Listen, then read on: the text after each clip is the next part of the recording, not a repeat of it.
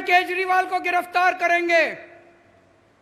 मैं उनको कहना चाहता हूं, मेरे को तो गिरफ्तार कर लोगे, मेरी आवाज को कैसे दबाओगे, मेरी आवाज को कैसे रोकोगे?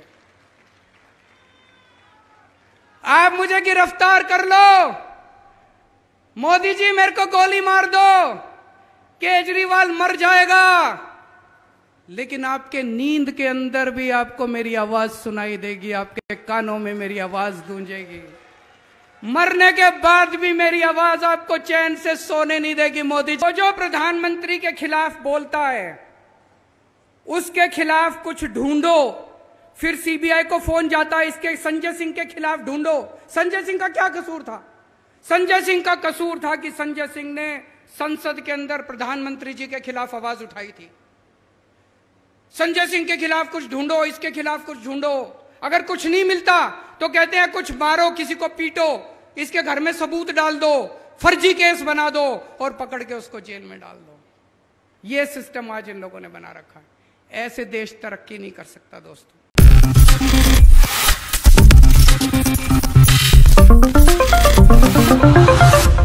नमस्कार, मैं प्रांशी राठौर और आप देख रहे हैं नेक्स्ट 9 न्यूज। आम आदमी पार्टी से सांसद संजय सिंह को अब तक दिल्ली शराब नीति घोटाले मामले में राहत तक नहीं मिली है। ऐसे में देखा जाए तो अब यहां पर मुसीबत की तलवार लटकती हुई नजर आ रही है सीएम अरविंद केजरीवाल पर भी। कहीं ना कहीं वह भी आने वाले समय में सीबीआई और ईडी के चंगुल में फंसते हुए नजर आ सकते हैं। और इसी बीच सीएम केजरीवाल डंके की चोट पर यह बात कह रहे हैं कि आप मुझे भी गिरफ्तार कर लीजिए, लेकिन आखिरकार आप मेरी आवाज को कैसे दबा पाएंगे? ये बातें वह लगातार आए दिन मंच से कहते हुए नजर आ रहे हैं। और ऐसा ही नजारा एक बार फिर से देखने को मिला है जब वह रोहतक पहुंचे और रोहतक में उन्होंने जमकर हुंकार भरी। उनका कहना यहां पर यह भी साफ तौर पर रहा कि कैसे यहां पर सीबीआई और ईडी केंद्र की मोदी सरकार के नेतृत्व में काम कर रही है। और इस बीच यहां पर यह देखा जा रहा है कि बीजेपी यहां पर जो साजिश रच रही है वो कुछ इस तरीके से रच रही है कि कैसे भी करके विपक्षी दलों के नेताओं को फंसाना है। हमारे संजय सिंह जो ऐसे नेता हैं जो यहां पर देखा जाए तो मोदी सरकार पर हमलावर रहते हैं, तो यहां पर सोच विचार किया गया और संजय सिंह को भी फंसा दिया गया। तो आपको सबसे पहले सुनाते हैं कि आखिरकार यहां पर केजरीवाल ने क्या कुछ कहा संजय सिंह को लेकर। सुनिए जरा। मोदी जी एक स्टेट में गए, जाके उन्होंने कुछ नेताओं के नाम लिए, बोले इन नेताओं ने 70,000 करोड़ का भ्रष्टाचार कर दिया, इन नेताओं ने 70,000 करोड़ का भ्रष्टाचार कर दिया, इनको मैं जेल में डालूंगा। भाई साहब 4 दिन के बाद उन नेताओं ने भारतीय जनता पार्टी ज्वाइन कर ली। मोदी जी ने उसको उप मुख्यमंत्री बना दिया। ये भ्रष्टाचार के खिलाफ लड़ाई है? ये तो नौटंकी है। ये तो भ्रष्टाचार के खिलाफ लड़ाई नहीं है। और ये एक बार हुआ तो सोच लेते। पूरे देश में रोज यही नौटंकी चल रही है। कभी इस राज्य में जाके कहते हैं कि यहाँ का मुख्यमंत्री चोर है, कभी उस राज्य में जाके कहते हैं यहाँ के नेता चोर है। 2 दिन में वो नेता भारतीय जनता पार्टी में चले जाते हैं और मोदी जी उनको कोई मंत्री बना देते हैं, कोई कुछ बना देते हैं, सब लोगों को पार्टी में शामिल कर लेते हैं। ये तो भ्रष्टाचार के खिलाफ लड़ाई नहीं है दोस्तों। आज पूरे देश में चर्चा हो रही है। कोई कितना भी बड़ा पापी हो, कोई कितना भी बड़ा अपराधी हो, किसी ने कोई भी पाप कर रखा हो, अपराध कर रखा हो, इनकी पार्टी में चले जाओ। मजाल किसी CBI, ED, income tax police वाले की हिम्मत हो जो छू दे उसको। आपका बेटा अगर किसानों को अपनी जीभ के नीचे कुचल दे, इनकी पार्टी में चले जाओ, आपके ऊपर कोई कुछ नहीं होगा, आप खुलेआम घूम लेना। आप अगर लड़कियों को छेड़ के आते हो, आपका बेटा अगर लड़कियों के साथ गलत काम करके आ जाए, इनकी पार्टी में चले जाओ, पूरा संरक्षण मिलेगा। आज पूरे देश में चर्चा हो रही है, कितना ही बड़ा भ्रष्टाचार कर लो, कितना ही बड़ा डाका डाल लो, कितना ही बड़ा अपराध कर लो, इनकी पार्टी में चले जाओ, पूरा संरक्षण मिलेगा आपको। आज क्या माहौल है? भ्रष्टाचारी कौन है? भ्रष्टाचारी वो नहीं है जिसको ईडी ने पकड़ के जेल में डाल दिया। भ्रष्टाचारी वो है जो ईडी के डर से बीजेपी में चला गया। जिसको ईडी ने पकड़ के जेल में डाल दिया और जो अभी तक बीजेपी में नहीं गया, भाई साहब वो कट्टर ईमानदार है, ये समझ लेना। क्योंकि उसे पता है कि आज नहीं तो कल बाहर तो आ ही जाऊंगा, लेकिन जिसने बेईमानी कर रखी है, जिसने बेईमानी कर रखी है, उसको पता है अगर ईडी ने पकड़ लिया तो पूरी जिंदगी जेल जाना पड़ेगा। वो तुरंत उठ के बीजेपी में चला जाता है। तो एक चीज समझ लो, भ्रष्टाचारी कौन है और ईमानदार कौन है। जो आदमी ईडी के डर से बीजेपी में चला गया वो भ्रष्टाचारी है, और जो ईडी की रेड के बावजूद अगर ईडी ने गिरफ्तार कर लिया और बीजेपी में नहीं जा रहा, वो कट्टर ईमानदार है। पूरे देश में आज चर्चा हो रही है कि प्रधानमंत्री जी का एक दोस्त है। कौन है? कौन है? कहते हैं प्रधानमंत्री जी ये उस एक दोस्त के लिए ही काम करते हैं। पूरे देश में चर्चा है, मैं नहीं कह रहा, गली गली में, नुक्कड़ नुक्कड़ पे, चाय की दुकान पे, पान की दुकान पे यही चर्चा है कि प्रधानमंत्री जी एक ही आदमी के लिए काम करते हैं, एक ही दोस्त के लिए काम करते हैं।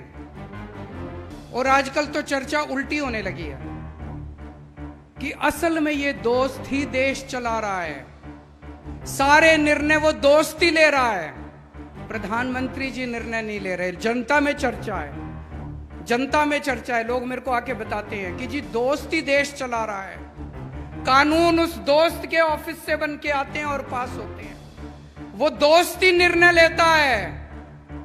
और जब आप वोट डालने जाते हो, आप सोचते हो मैंने मोदी जी को वोट दिया, आपका वोट मोदी जी तक नहीं पहुंचता, आपका वोट मोदी जी के जरिए उनके दोस्त तक पहुंचता है, आपका वोट दोस्त के पास जाता है। जब आप वोट डालने जाओ तो ये समझ लेना, ये स्थिति बेहद खतरनाक है कि अगर कोई एक दोस्त देश चला रहा है तो ये स्थिति बड़ी खतरनाक है।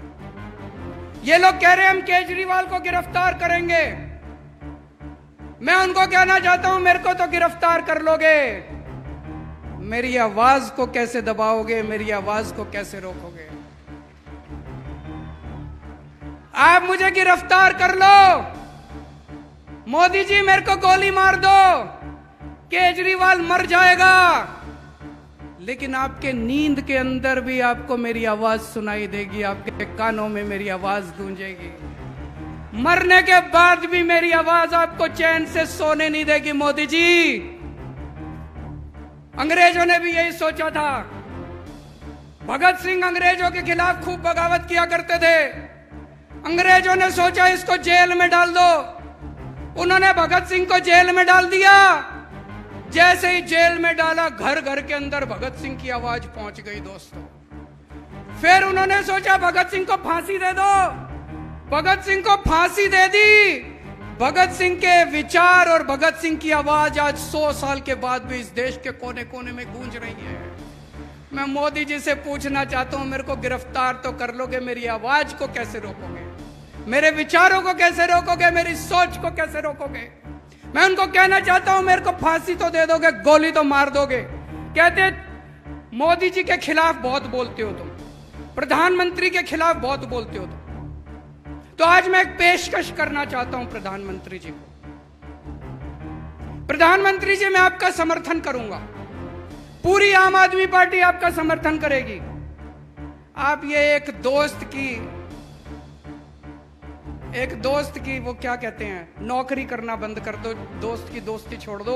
140 करोड़ लोगों के लिए काम करना चालू कर दो, ये दोस्त के लिए काम करना बंद कर दो।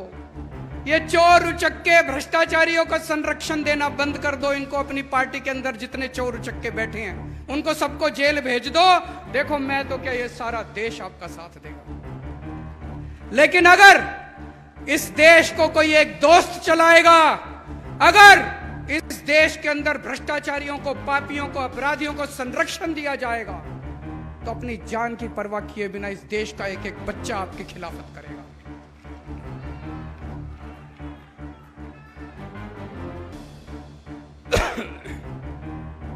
आज इन्होंने क्या सिस्टम बना रखा है? इनका सिस्टम ये नहीं है कि भ्रष्टाचारियों को पकड़ना है, ये चुन चुन के देखते हैं कौन प्रधानमंत्री जी के खिलाफ बोल रहा है, लिस्ट बना लेते हैं।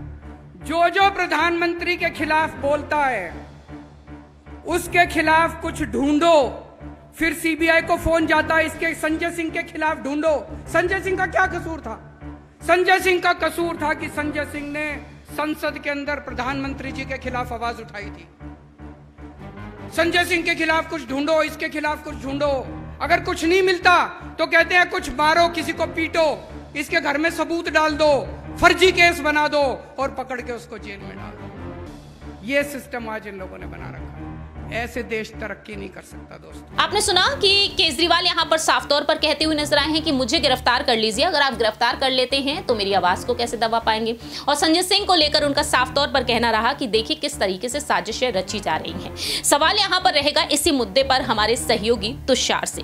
तुषार, जैसा कि आप भी जानते हैं और आप भी लगातार उन्हीं खबरों को कवर अप करते हुए नजर आ रहे हैं कि कैसे आम आदमी पार्टी यहां पर मुश्किलों का सामना कर रही है। अब यहां पर अरविंद केजरीवाल ने यहां पर केंद्र की मोदी सरकार को लेकर जो कुछ कहा है कि संजय सिंह को लेकर साजिश रची जा रही है, क्या वाकई में यहां पर अब इसे वह सबूत आगे करते हुए यहां पर मोदी सरकार के सामने सबूतों को पेश करते हुए झूठा ठहरा पाएंगे या फिर नहीं? देखिए, जिस तरीके से ये पूरा का पूरा मामला चल रहा है इस वक्त, कहीं ना कहीं यहाँ पर आम आदमी पार्टी हमेशा से ये कहती आई है कि ये मामला जो है ये झूठा मामला है। अरविंद केजरीवाल भी जब संजय सिंह की गिरफ्तारी हुई थी तो ये कहते हुए नजर आए थे कि पूरा का पूरा मामला झूठा है, कोई पैसे का लेन देन नहीं हुआ है और कोई भी जो आरोप लगाए हैं वो सच्चे नहीं हैं।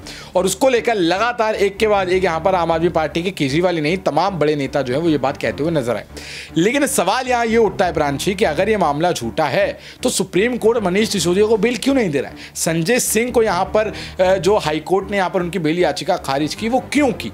क्या ऐसा जो सबूत है कहीं ना कहीं ईडी लेकर आ रही है? देखिए, ईडी जब सुप्रीम कोर्ट ने मनीष सिसोदिया को यहाँ पर बेल देने से मना किया तो उन्होंने क्या टिप्पणी की?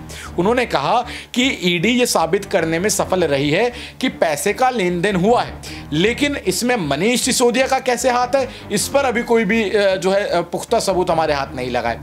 तो इसको लेकर यहाँ पर देखिए, कहीं ना कहीं दाल में तो कुछ काला है, ये तो हम भी मानते हैं कि क्योंकि जिस तरीके से पूरा मामला चल रहा है, जिस तरीके से खबरें सामने आ रही हैं, इतना लंबा ये मामला चल रहा है, सुप्रीम कोर्ट ने भी ये मान लिया कि दाल में कुछ काला है, पैसे की लेन देन हुई है, लेकिन लोग कौन कौन शामिल है ये अभी तक क्लियर नहीं हुआ है। और इसको लेकर यहाँ पर जो है अभी तक कोई पुख्ता प्रूफ यहाँ पर ईडी के सामने नहीं है। और मुझे लग रहा है कि अरविंद केजरीवाल और उनकी पार्टी के पास भी ऐसा कोई कड़ा सबूत नहीं है अभी हाथ में, जो कहीं ना कहीं वो यहाँ संजय और मनीष सिसोदिया को बचाते हुए दिखाई दिए। हालांकि सुप्रीम कोर्ट ने कहा कि 6 से 7 महीने का वक्त आपको देते हैं मीडिया वालों को, और कि आप इसको खत्म करें केस को जल्द से जल्द, क्योंकि ये मामला और ज्यादा लंबा हम नहीं खींच सकते हैं। और मनीष सिसोदिया को यहाँ पर 3 महीने का टाइम भी दिया गया है कि आप 3 महीने बाद एक बार फिर से बेल याचिका डाल सकते हैं। तो ये पूरा का पूरा मामला इस वक्त जो चल रहा है वो काफी थोड़ा बहुत जो देखा जाए वो कंफ्यूजिंग स्टेट में इस समय है। मामले में पैसे की लेन देन हुई है, लेकिन किसने करी है ये पता नहीं है। केजरीवाल को बताया जा रहा है कि उनके घर पर बैठ के हुई है, कोई सबूत नहीं है। बताया जा रहा है संजय सिंह ने मिलवाया था दिनेश अरोड़ा को मनीष सिसोदिया से, कोई सबूत नहीं है। बताया जा रहा है मनीष सिसोदिया ने बैठकर इसकी पूरी डीलिंग की थी, कोई सबूत नहीं है। लेकिन पैसे की लेन देन फिर भी हुई है। तो ये पैसे की लेन देन किसने की है, कौन है इसका जिम्मेदार, कौन यहाँ पर आगे निकल कर आएगा, यह पूरा मामला जल्द से जल्द अब बस 7 से 8 महीने में जैसे सुप्रीम कोर्ट ने बोला है साफ हो जाएगा। लेकिन आम आदमी पार्टी पर जो कट्टर ईमानदार होने का जो दावा करती थी, उस पर जो भ्रष्टाचार का दाग लगना था वो लग चुका है, जो अब हटने वाला नहीं। आखिरी छोटा सा सवाल रहेगा, बहुत ही कम शब्दों में आप जवाब दे सकते हैं कि क्या वाकई में यहाँ पर अरविंद केजरीवाल जिस तरीके से हुंकार भर रहे हैं, 5 राज्यों के विधानसभा चुनाव में भी आम आदमी पार्टी उतर रही है, 24 बेहद नजदीक है, लोकसभा बेहद नजदीक है, क्या वाकई में केजरीवाल यहां पर संजय सिंह की रिहाई करा पाएंगे? जी देखिए, अभी तो उनकी रिहाई नहीं हो रही है, क्योंकि साफ साफ कह दें हम आपको कि मनीष सिसोदिया जब 300 दिन हो गए जेल में बंद है, सुप्रीम कोर्ट ने उनकी जो याचिका वो खारिज कर दी, तो संजय सिंह को मुझे नहीं लगता है यहाँ पर बेल मिलेगी। और 2024 से पहले बेल मिलना हो सकता है कि मिल जाए, लेकिन 95% चांसेस यही है कि 2024 से पहले दोनों को ही बेल नहीं मिल रही है। क्योंकि अगर बीजेपी का भी इसमें हाथ है तो वो ये चाहते हैं कि इनको जेल में ही रखा जाए, ताकि चुनावों में इसका असर आम आदमी पार्टी पर पड़े और वो अपने पूरे एड़ी चोटी का जोर यहाँ पर लगा देगी, लेकिन बिल नहीं होने देगी।